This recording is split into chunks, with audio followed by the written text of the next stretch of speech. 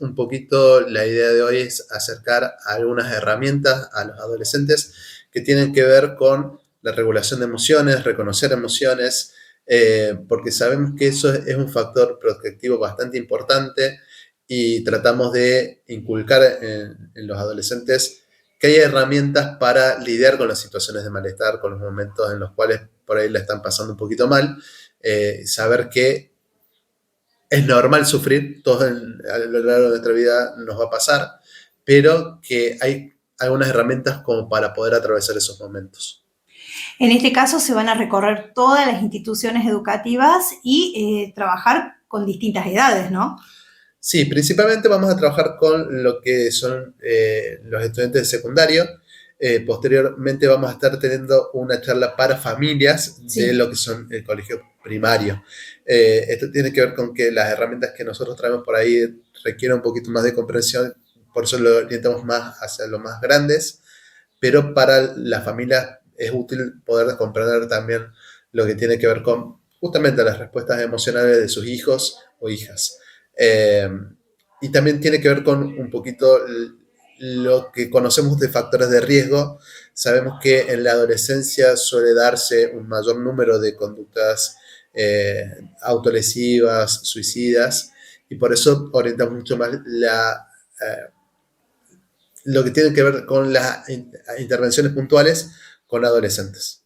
Justamente la adolescencia es una edad, como muchos dicen, explosiva, ¿no? Cada situación, cada emoción es un gran mundo para ellos. ¿Cómo se trabaja en este sentido para que los chicos empiecen a comprender y a digerir y a minimizar un poco estas sensaciones? Bien, un poco partimos del presupuesto de que muchas de estas manifestaciones son normativas. ¿A qué me refiero con esto? Son propias de la edad y tiene que ver con la biología. El cerebro crece y madura durante la adolescencia. Hay un fenómeno particular de esa edad que se llama poda, es decir, hay muchas de las conexiones neuronales que se pierden y eso tiene que ver con que el cerebro se va volviendo más específico. Eh, y esto conlleva que haya cambios a nivel conductual también, que son muy significativos y muy importantes. En la adolescencia se suele dar mayor desregulación de emociones, por eso también estamos muchas fichas para ese lado. Suele haber menor percepción de riesgo, es decir, al adolescente le dan menos miedo a cosas que son peligrosas. Claro. Entonces, eso lo lleva a exponerse mucho más. Hablamos hoy particularmente de conducta suicida, pero podemos pensar en otras conductas de riesgo, como puede ser la delincuencia, como puede ser la violencia, como puede ser el consumo problemático. Hay menos temor en esa etapa. Y también hablamos de mayor impulsividad, es decir, que al adolescente le cuesta más frenarse al momento de tener una conducta. Encuentra menos límites. Encuentra muchas veces el límite, pero lo encuentra de manera externa. Se echó contra Claro. una pared por no poder frenarse, por decirlo de una forma. En la sociedad hay un concepto que es general, en donde del suicidio no se habla, de la situación de depresión no se habla. En estos últimos tiempos lo hemos visto con personas públicas que empezaron a reconocer que están transitando situaciones difíciles, ¿no? ¿Cómo hacemos cambiar este concepto y si es bueno hablar del suicidio? Bien, es muy interesante el tema que tocas.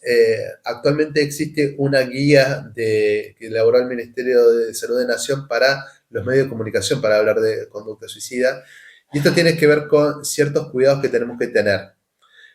Hay algo que se llama efecto Werber o efecto copycat, que es algo que muchos seguramente han escuchado ya, que tiene que ver con que después de que hay un suicidio dentro de una comunidad, hay otros casos. Y se ha visto que la información que circula al respecto es muy importante.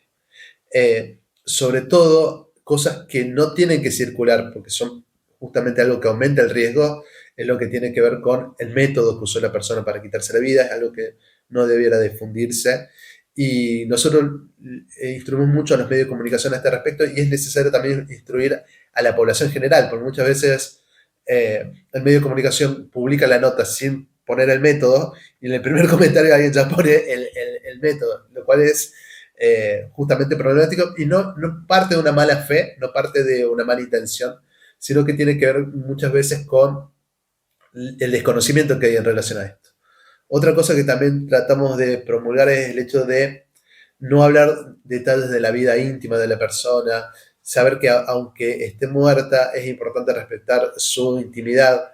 Hay seres queridos, hay familias que muchas veces entran a una red social y se tienen que encontrar con detalles que no quieren volver a leer, no quieren estar acordándose todo el tiempo de cómo murió esa persona. Entonces también tiene que ver con un poquito con el respeto al duelo. Nunca presentar el suicidio como una solución válida, también es algo muy importante. Eh, no sobresimplificar las causas, es decir, no decir que fue por una única causa que se mató. Entonces hay ciertas cosas que están contraindicadas, pero a la vez hay cosas que están indicadas y que está bueno que los medios puedan hablar y que puedan dar a conocer. Es muy importante que los medios hablen de lo que son los factores de riesgo y los factores protectivos, sobre todo también muy importante que hable de lo que son las señales de alerta. ¿Por qué? Y esto va de la mano del otro que comentabas, de hablar de la depresión o hablar de los problemas de salud mental, porque nos falta mucha conciencia en relación a los problemas de salud mental. Si alguno de nosotros tiene en algún momento fiebre, dolor de cabeza, mocos, sabe que está enfermo. Sin embargo, cuando alguien tiene pensamientos de que la situación que está pasando no tiene salida, cuando alguien pasa muchos días sin dormir, cuando alguien está muy preocupado y no puede parar de pensar en el problema que tiene, no lo vemos tan fácilmente como un problema de salud. Y tenemos que verlo también, porque esa es la manera en la cual vamos a poder empezar a pedir ayuda. Entonces, es algo positivo por un lado y hay que tener otros cuidados por el otro. La provincia tiene medios en donde podemos solicitar esta ayuda. En el cierre, ¿cómo podemos hacer a aquellas familias que tengan una persona o quienes estén sufriendo una situación en donde se sientan como vos lo estás explicando? ¿A dónde podemos asistir? Nosotros tratamos de, sobre todo, alentar a que se acerquen a un centro de salud.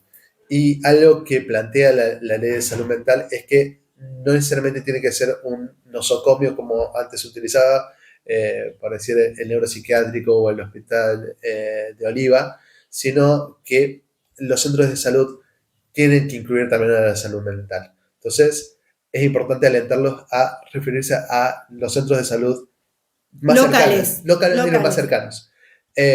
Además de esto, algo que también es importante saber es que uno puede empezar a hablar con la persona antes de llegar al centro de salud y un poco va de la mano de lo que decía recién. No está mal que hablemos del tema, es bueno que hablemos del tema. Muchas veces, a partir de hablar del tema, logramos que la persona acceda a hacer un tratamiento o acceda a hablar con un profesional.